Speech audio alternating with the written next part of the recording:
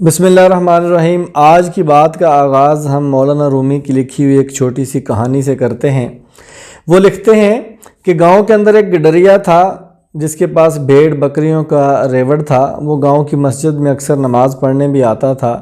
ایک دن اس گڈریے نے مسجد کے امام سے اپنا ایک مسئلہ بیان کیا کہ میں بکریوں کو چروانے کے لیے جو گاؤں کے ساتھ ایک دریا گزرتا ہے اس کے دوسرے پار جاتا ہوں تو دریا عبور کرنے کے لیے کشتی کا سہارا لینا پڑتا ہے، تو جاتے ہوئے بھی مجھے 2 آنے خرچنے پڑتے ہیں اور واپسی پر بھی مجھے 2 آنے خرچنے پڑتے ہیں۔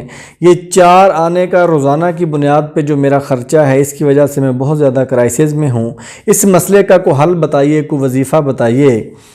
تو مسجد کے امام نے سوچا کہ یار ان پڑھ آدمی ہے، جاہل سا آدمی ہے، اس کے ساتھ میں کیسے دماغ کھپاؤں گا، اس کو کیسے میں ہینڈل کروں گا۔ انہوں نے اپنی جان چھڑانے کے لیے کہہ دیا کہ بسم اللہ الرحمن الرحیم پڑھ لیا کرو اور دریا میں اتر جایا کرو، سب ٹھیک ہو جائے گا۔ وہ بندہ وہاں سے ایک یقین کے ساتھ اٹھا اور اس نے اس کے اوپر عمل کرنا شروع کر دیا اور وہ اس میں کامیاب ہو گیا۔ بسم اللہ پڑھتا اور دریا میں اتر جاتا، ریوڑ کو لے کے دوسرے پار چلا جاتا اور اسی طرح واپس آ جاتا۔ چند دن گزرے، وہ مولانا صاحب جو تھے، مسجد کے جو امام تھے، وہ بھی دریا کے دوسرے پار ایک کام سے گئے۔ جب واپس آنے لگے تو اندھیرا چھا چکا تھا، مغرب کا وقت گزر چکا تھا، تو کشتی والا جو ہے وہاں پر کوئی موجود نہیں تھا۔ تو بڑے پریشان کھڑے تھے دریا کے کنارے کہ ابھی میں واپس اپنے شہر کیسے جاؤں گا۔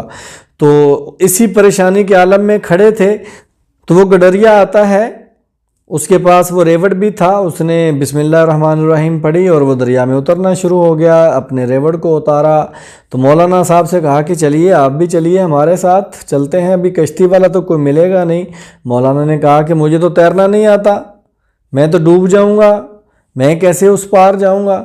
تو وہ گڈریا جو ہے بڑا ہنسنے لگا، کہنے لگا کہ امام صاحب آپ نے تو مجھے فارمولہ بتایا تھا، آپ نے مجھے کہا تھا کہ بسم اللہ الرحمن الرحیم پڑھا کرو اور دریا میں اتر جایا کرو اور تمہارا کام ہو جائے گا۔ میں تو اسی فارمولے کے اوپر عمل کر رہا ہوں اور کامیاب ہوں، آپ بھی بسم اللہ پڑھیے اور آئیے میرے ساتھ۔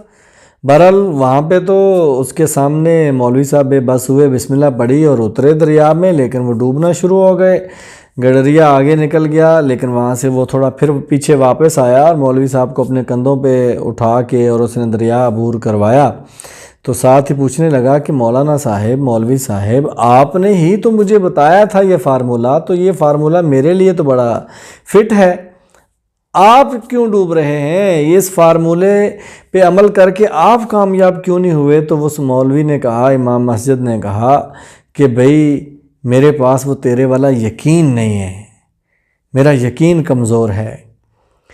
اس فکرے کے اوپر غور کیجئے، اس کہانی کے ذریعے سے جو ہمیں سبق ملتا ہے کہ یقین جو ہے وہ ہمارا مکمل ہونا چاہیے۔